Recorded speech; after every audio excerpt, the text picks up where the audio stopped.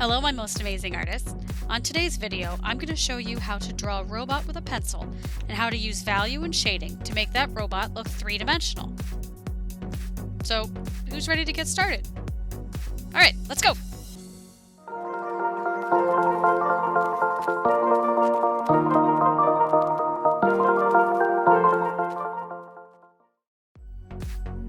Hello again, my amazing artists. Today, we are going to learn how to use value to shade two-dimensional shapes to make them look like three-dimensional forms. Value is an element of art that uses light and dark. First, I'll show you how to shade several different shapes. And then, I'll show you how to combine these shaded shapes to make a robot. Stick around until the end, where I will show you how to use these shapes to create another 3D work of art. Here are the supplies that you will need to make this project happen. If you need to pause the video to go grab what you need, go ahead. You will need some kind of paper, a pencil, an eraser, you may need a pencil sharpener, and you might also want to have a paper towel. First, let's start with the two-dimensional shape, a square. To turn this square into a three-dimensional object, all you need to do is first draw the square, then draw a second square slightly behind and to the side of the first square, and then take diagonal lines to connect all of the corners.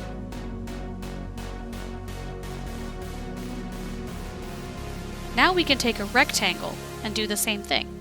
This rectangle is the front face.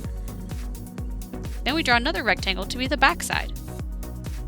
Then we draw the diagonal lines to connect all of the corners. Use your eraser to erase any of the lines that might not be seen if your 3D shape is solid. Here I've gone ahead and I've drawn a circle and the beginning of a cone. When we want to make something look three-dimensional, we first have to decide where the light is coming from, and then we can determine where the shadows go. Now that we've determined where the light is coming from, we can determine where the shadows go.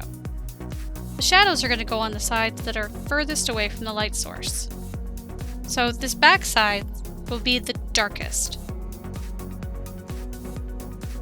The sides closest to the light will be the lightest or the closest to white. Take a paper towel and smudge the lines gently.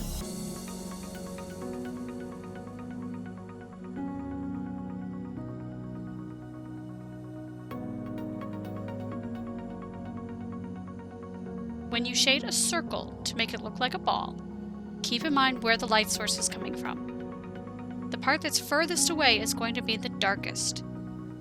Pick a spot that is closest to the light source and make that your highlight or your lightest part.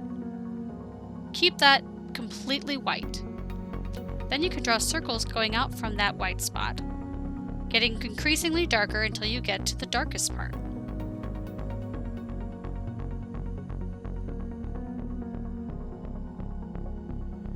For this cone, you're going to shade it similarly to the sphere. The top was closest to the light, so it will be the lightest.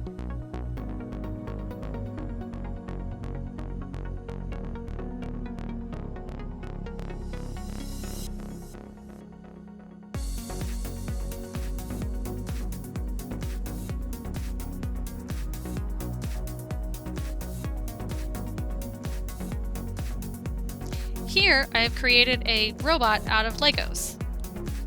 The first thing I'm going to do is draw the front face, so I'm going to trace him all the way around, including all of the spots in between.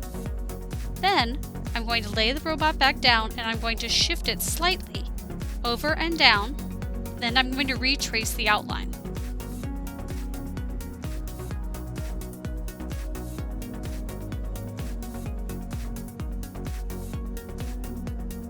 Then, once I've done that, now I've got corners that I'm going to connect with diagonal lines.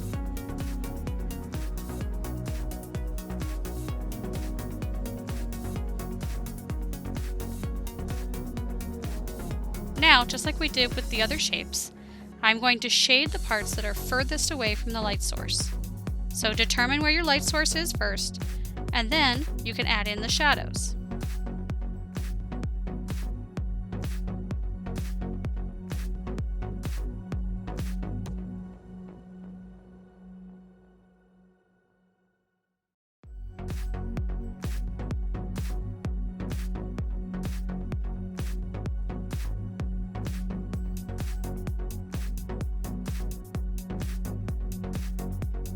I am going to lightly shade the surface of my entire robot since my robot's color is gray. You can see my robot is made up of lots of different rectangles and squares, and several curves.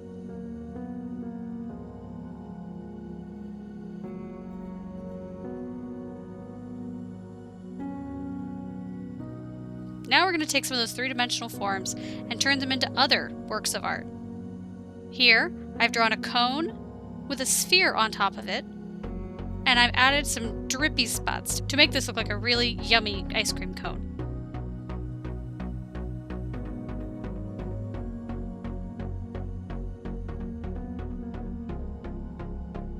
Now I'm going to draw just a sphere, but I'm going to put those lines across it, and when I color it in, I'm going to make it look like a beach ball.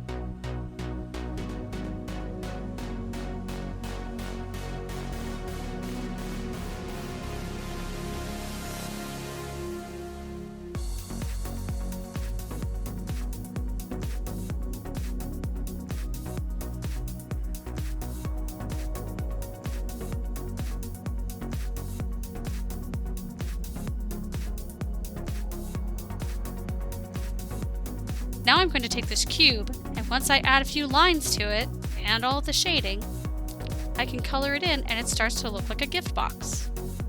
This is just a few ways that you could use these forms to create many different works of art. Thanks for joining me. I can't wait to see what kind of things that you can create.